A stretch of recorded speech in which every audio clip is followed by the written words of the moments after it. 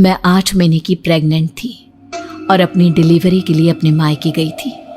माँ ने मुझे फोन पर बताया, घर के पीछे की तरफ जो खाली जमीन थी ना, वहां पर एक नया कमरा बनवा लिया है।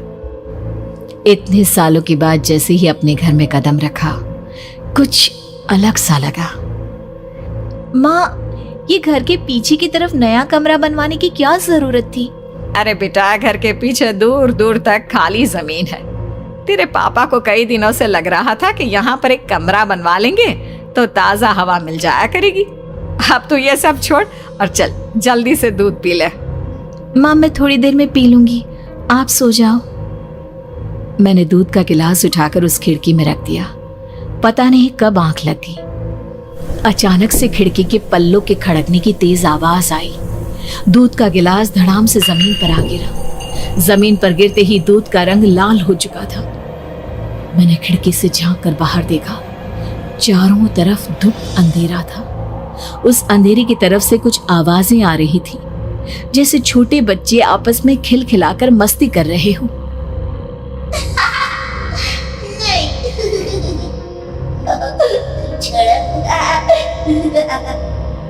इतनी रात को इतने घनघोर अंधेरे में बच्चों की आवाज कैसे आ रही है? घड़ी में वक्त देखा तो ठीक 12 बजे थे। देखकर मैं सन्न रह गई। बुरी आत्मा और भूतों की कई कहानियां मैं सुन चुकी थी।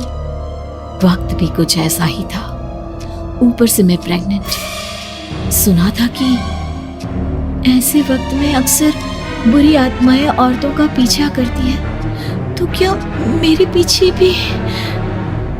पसीने से तरबतर बड़ी मुश्किल से, जैसे कांपते हाथों से मैंने उस खिड़की को बंद किया। जल्दी से जल्दी उस कमरे से बाहर निकलकर माँ के पास जाने के बारे में सोचा, लेकिन जैसे ही दरवाजे की तरफ पलटी, लगा कोई साया हवा की स्पीड से दरवाजे के सामने से गुजर गया।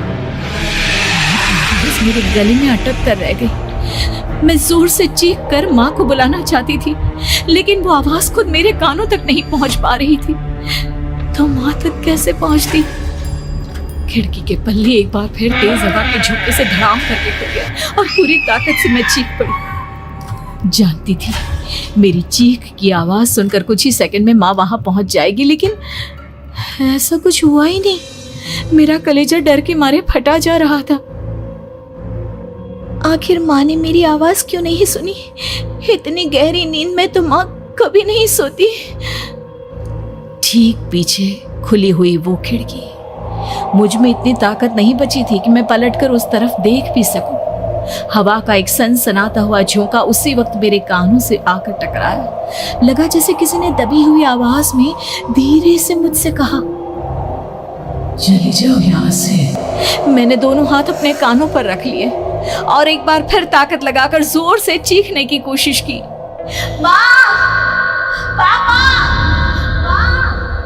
मेरी आवाज उस कमरे की दीवारों से टकराकर वापस मुझे ही सुनाई दे रही थी। जितनी ताकत के साथ मैंने चीखने की कोशिश की थी, कुछ ही देर बाद उससे कहीं ज्यादा तेज और दर्दनाक चीख मुझे सुनाई देने लगी। कि आवाज ठीक मेरे पीछे खिड़की से आ रही थी। वो आवाज मेरे कानों में पिघलते हुए लोहे की तरह गिर रही थी। उन आवाजों में हैवानियत थी।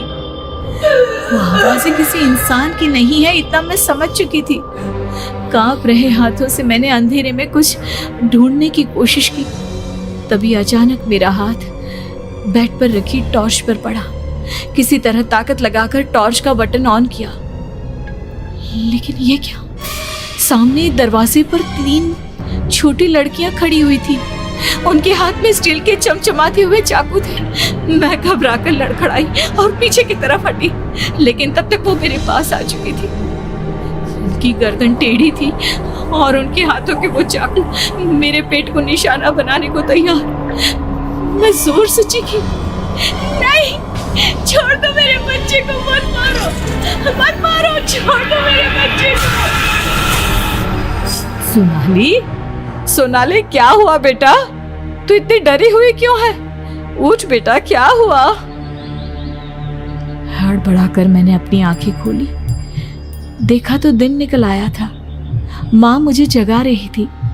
मेरा चेहरा पूरा पसीने से लथपथ था। क्या हुआ बेटा, तुमने कोई बुरा सपना देखा क्या?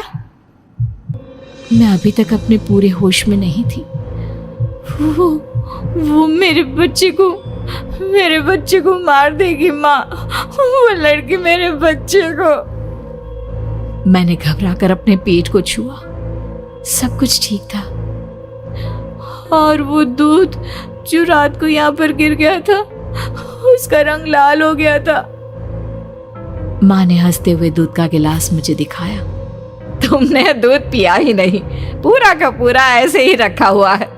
तुमसे कहा था ना सोनाली, सेहत के लिए लापरवाही ठीक नहीं बेटा। लेकिन मैंने तो सब कुछ अपनी खुली आंखों से देखा था। ये सपना कैसे हो सकता है?